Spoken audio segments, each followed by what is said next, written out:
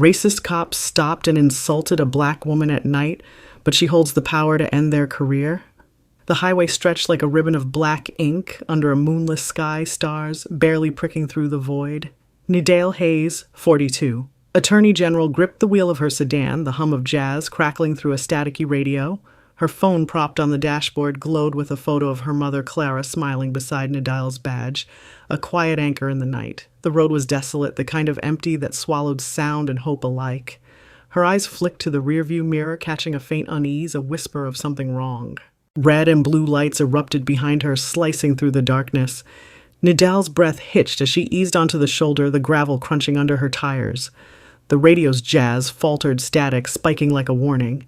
A figure emerged from the patrol car, Officer Kaiser 50, his silhouette broad and menacing against the flashing sirens. His flashlight beam stabbed into her eyes as he approached, blinding her. "License!" Now he barked, his voice gravelly laced with disdain. "Out here playing princess, huh?"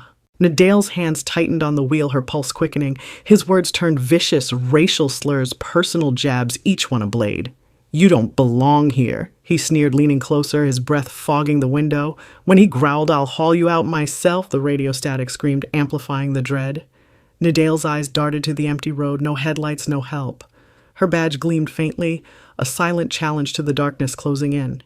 Nidale's mind reeled as Kaiser's slurs echoed through the night, each word a ghost from her past. She saw herself at 12, hunched over books by candlelight in a cramped apartment, Clara's voice soft but fierce. "You're bigger than their hate, Nidale." Her mother, a single parent, worked double shifts to keep them afloat, her pride in Nidale's dreams unyielding. Another flash, Nidale at 30, a young prosecutor facing a courtroom of skeptical faces, dismantling a corrupt officer's lies with relentless precision. Her voice had trembled then, but it carried truth. Now, on this desolate highway, Kaiser's venom mirrored those old taunts, stirring a familiar ache. Fear clawed at her, urging silence, a longing for the peace Clara always promised. But Nidale's eyes fell on her phone, Clara's photo glowing beside her badge. Her mother's words rang louder. "Stand tall." Duty surged, drowning the fear. Nidale locked eyes with Kaiser, her voice steady despite the tremor in her hands. "I know my rights," she said each word. A spark. His sneer faltered, a flicker of unease crossing his face, but his hand crept to his holster, doubling down on the threat. Nidale's voice cut through the tense air, steady but laced with authority. "I demand to speak to your supervisor, Officer Kaiser.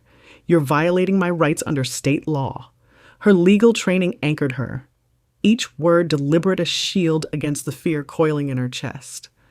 Kaiser's laugh was a low, guttural rumble, his bulk looming over her open window. "You're nobody out here, lady," he spat, his flashlight beam pinning her like a specimen. The racial slur he muttered next was softer, but it landed like a slap meant to degrade to silence. Nidale's fingers tightened around her phone, Clara's photo still glowing, urging her to hold the line. She pressed the speakerphone button and dialed Leeson Miller, the governor's chief of staff, her thumb trembling, only slightly. "Leeson, it's Nidale Hayes. I'm on Highway 17, stopped by an officer, Kaiser. He's threatening me using slurs. I need you to get the state police chief on this now." Her voice was calm, but the urgency crackled through. Leeson's response was immediate, clipped. "I'm on it, Nidale. Stay safe. I'm calling Chief Harlan." Kaiser's eyes narrowed, unaware of her position as Attorney General, his sneer twisting into something uglier. "You think a phone call's gonna save you?" he mocked, leaning closer, his hand resting on his holster. The radio static flared again, a chaotic pulse mirroring the escalating tension.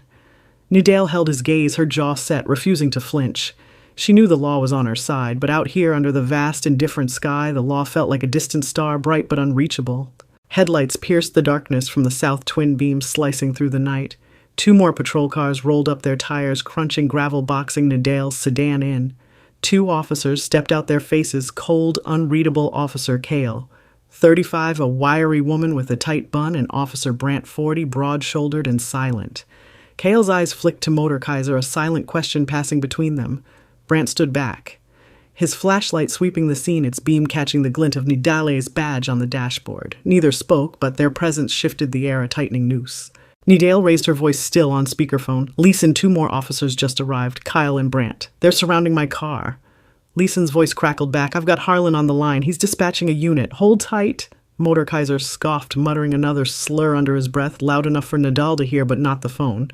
His arrogance was a challenge, daring her to react. She didn't take the bait, her focus razor-sharp, cataloging every detail, his badge number, the way Cale's hand hovered near her radio, Brant's subtle shift in stance.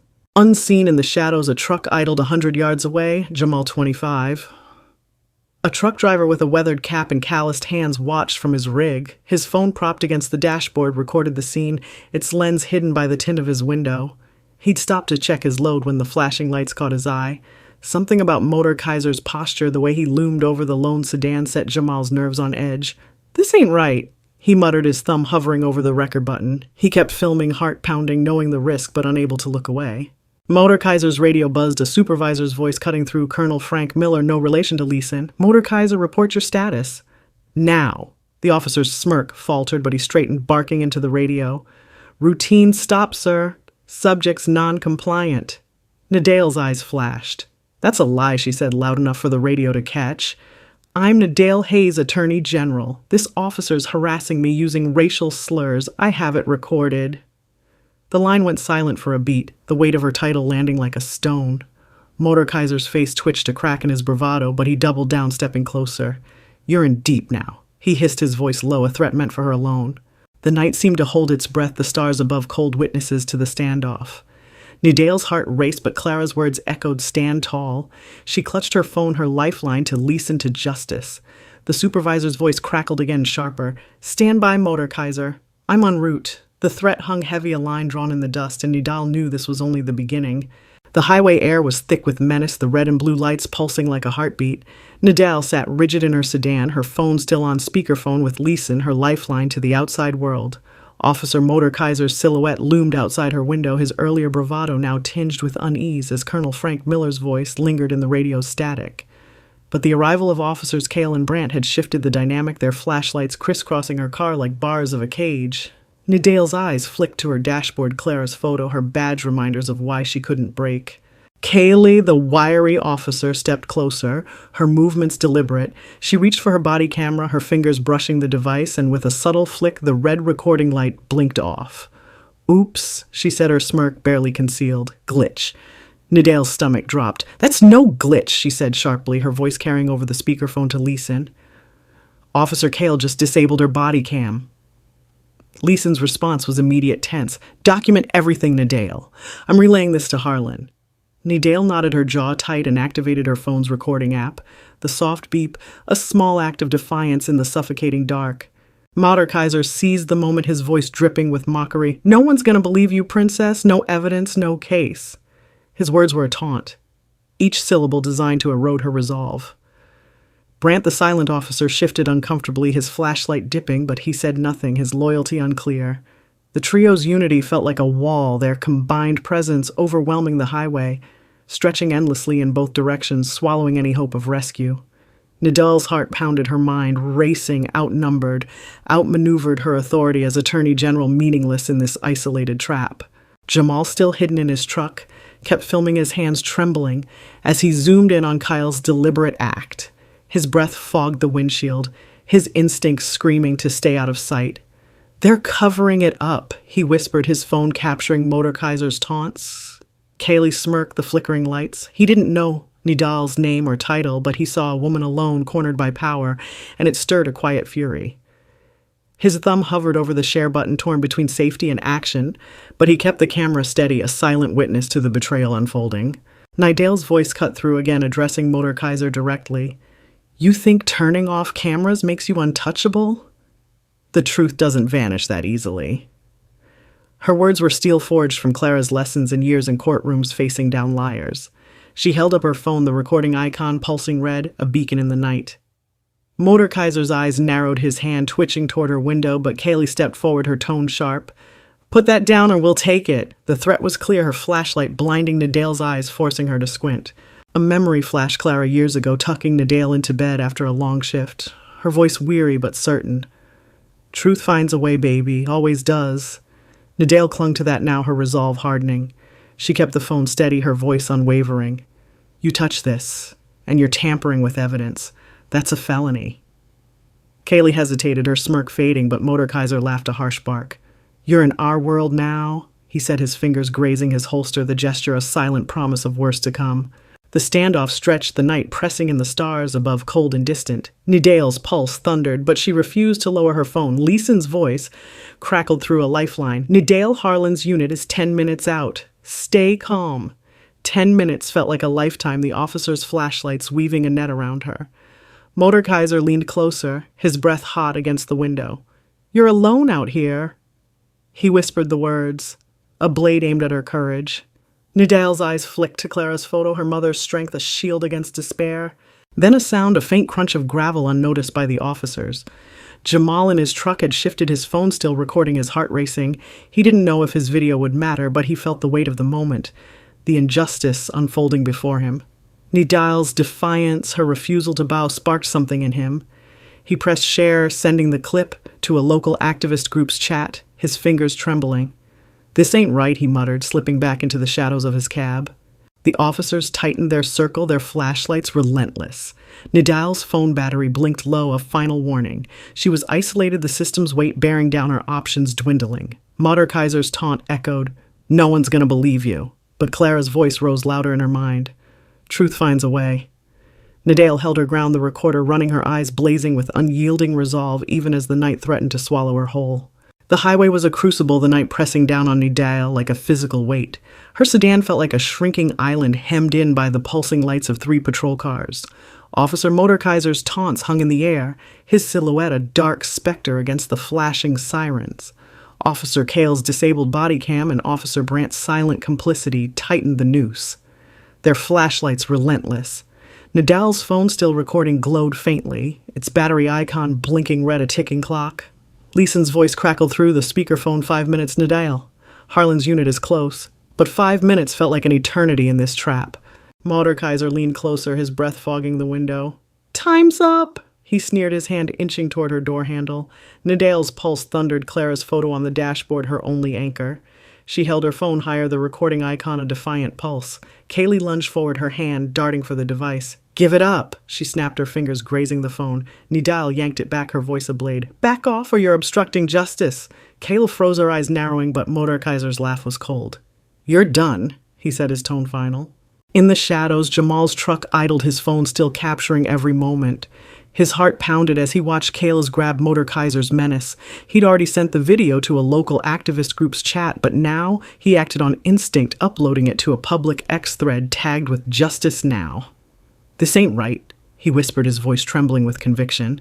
The clip Mordekaiser's slurs, Kyle's smirk.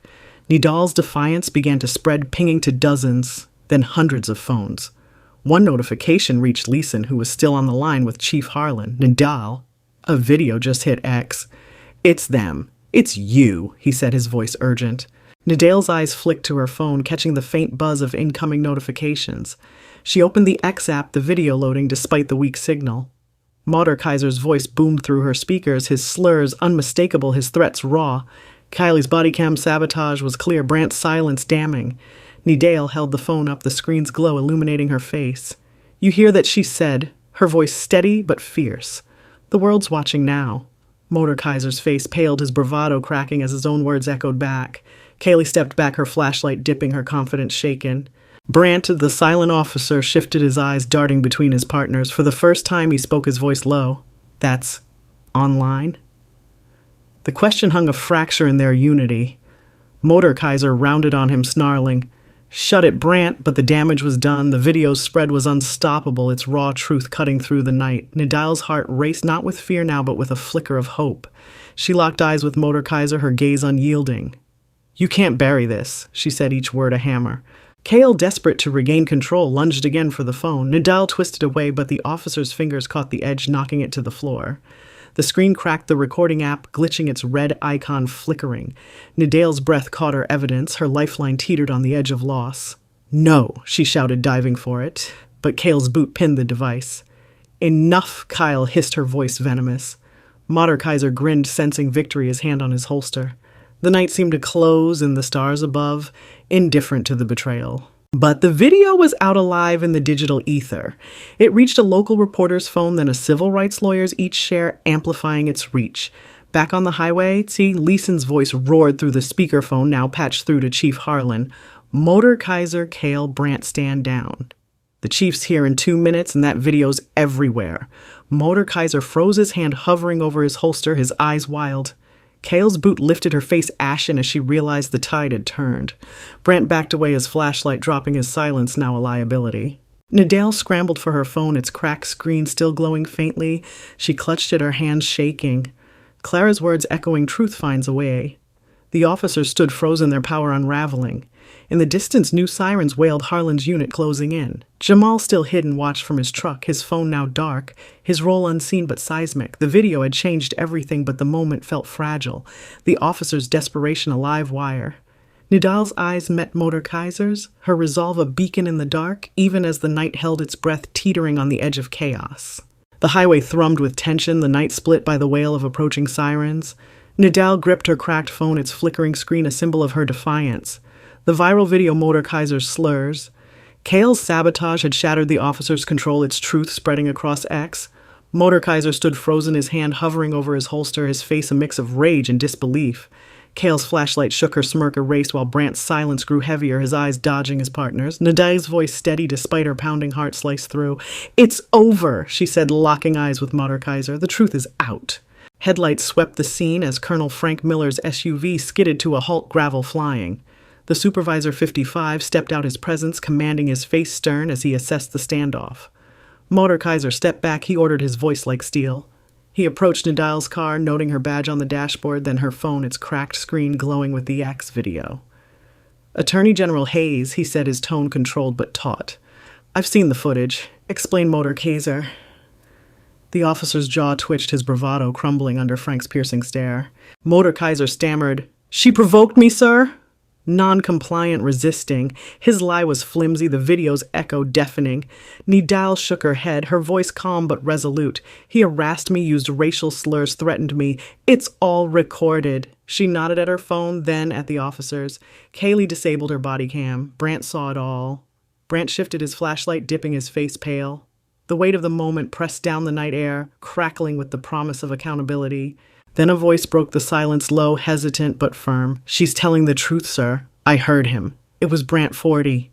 The quiet officer who'd stood by his broad shoulders now squared. He stepped forward, his hands steady despite the tremor in his voice. "Mordekaiser said those things." Kylie turned off her camera on purpose. "I saw it." His words were a sledgehammer shattering the blue wall. Mordekaiser's glare burned, but Brant held his ground, his admission a spark in the dark, driven by the video's undeniable truth. Frank's jaw tightened, his gaze shifting to the officers. "Is this true?" he demanded.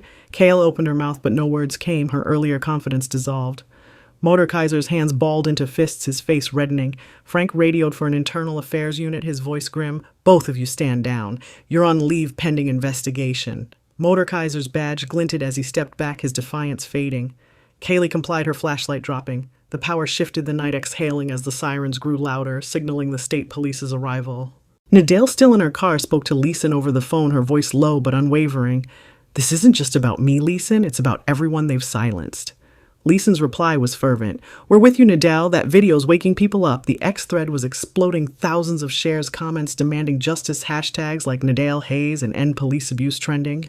The public's voice was rising, a chorus against the system's weight, amplifying the crack Brant's testimony had made. Frank turned to Nidale, his expression softening slightly. "You've started something, Hayes. It won't be easy." Nidale nodded, her eyes on Clara's photo, her mother's strength a quiet fire. She glanced at Brant, his unexpected courage a mirror of her own resolve. A twist emerged. Jamal, still in his truck, sent a second video to the activist group capturing Brant's confession, ensuring his stand wouldn't be buried. The stars above seemed brighter, their light cutting through the darkness as the state police arrived, their presence a promise of change. Nidale's determination solidified, her fight far from over, but the first crack in the wall had widened, and the truth was gaining ground. The highway stood still, the state police's arrival casting long shadows. Nidale stepped out of her sedan against Leeson's phone plea to stay put, her badge glinting under the stars. Colonel Frank Miller faced Mordekaiser, whose defiance flared despite Brant's damning testimony. "She's lying," Sir Mordekaiser insisted, his voice sharp, accusing Nidale of provocation. The lie was desperate. The X video's truth, unyielding its shares, now in the tens of thousands, a public outcry shaking the system. Nidale squared her shoulders, her voice steely. You don't rewrite this. She played the video again louder, Motor Kaiser's slurs echoing across the gravel. Kaylee's face fell, her sabotage exposed. Brant looked down, his confessions sealing their fate. The state officers watched their expressions shifting, some ashamed, others defiant. Frank's eyes narrowed, his authority absolute. Enough, he said, turning to Motor Kaiser. Surrender your badge. Now. Motor Kaiser's smirk faded, his hands trembling as he unclipped it, the metal clinking as it hit Frank's palm. Kaylee followed her silence a surrender. Nidale stood tall, her gaze meeting Frank's, a mutual nod of the fight ahead. The system was cracking the silent ones, Brant Jamal speaking out. From his truck, Jamal watched, nodding, his second video of Brant's testimony now spreading. The state police secured the scene, Motor Kaiser and Kylie led away. Nidale clutched her phone, its cracked screen a symbol of truth's cost. The stars burned brighter, justice pushing through, anchored by the video's irrefutable weight. The highway exhaled as Motor Kaiser and Kyle were led away, their badges surrendered, their silhouettes fading into the state police's custody. Nidale leaned against her sedan, exhaustion seeping into her bones.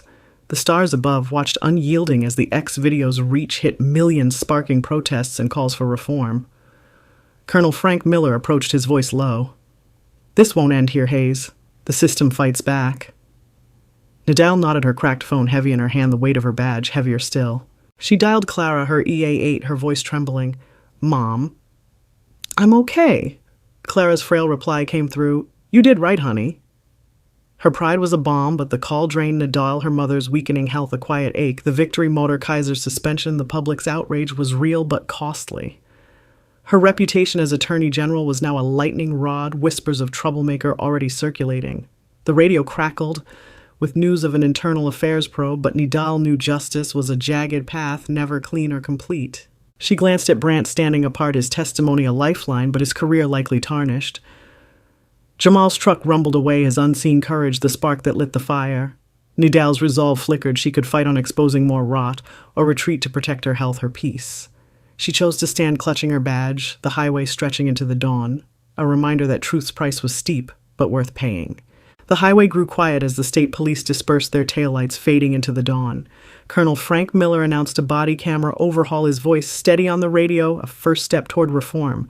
Brant, inspired by his own stand, told Nidale, I'll speak up again if I must. His resolve echoed hers, a ripple of change. Jamal, before driving off, shared his videos with a local reporter, ensuring the truth's reach. The X campaign swelled, petitions for police accountability surged, hashtags trending globally. Nidale watched the horizon, the stars dimming as light broke. She placed a flower from her dashboard, Clara's gift on the curb, a vow to continue. Her role as Attorney General was now a beacon honored by activists, though she craved quiet. The video sparked investigations, new laws proposed, a fire burning through the system's rot. Nidale's sedan stood alone, a symbol of her solitary fight, yet joined by a community rising, protesters, reporters, citizens walking together for justice. The highway stretched forward, a path of change ignited by one voice, unyielding under the dawn's glow. Dawn painted the horizon gold as Nidale drove away, soft jazz humming through her sedan's radio. Clara's photo glowed on the dashboard, her smile a quiet strength. A radio report crackled, Attorney General Stan Sparks, police reform. Nidale's eyes softened, her resolve a steady flame. In a city office, a young black lawyer watched the X video, her gaze fierce, inspired to fight. The highway stretched ahead, stars fading into light, Nidale's car a speck in the dawn's embrace. Her voice echoed in memory. One voice can light the darkness, the truth she'd fought for. Ignited by Jamal's video, Brant's courage rippled outward, a legacy of defiance. To you the question lingers, what will you do with this story? Stand for justice, speak truth, or let silence prevail? Nidale's fight proves courage, reshapes the world. The smallest spark, she'd said, can burn down walls. Share this tale, amplify the call, comment, like, subscribe. Let her echo guide the next generation's fire.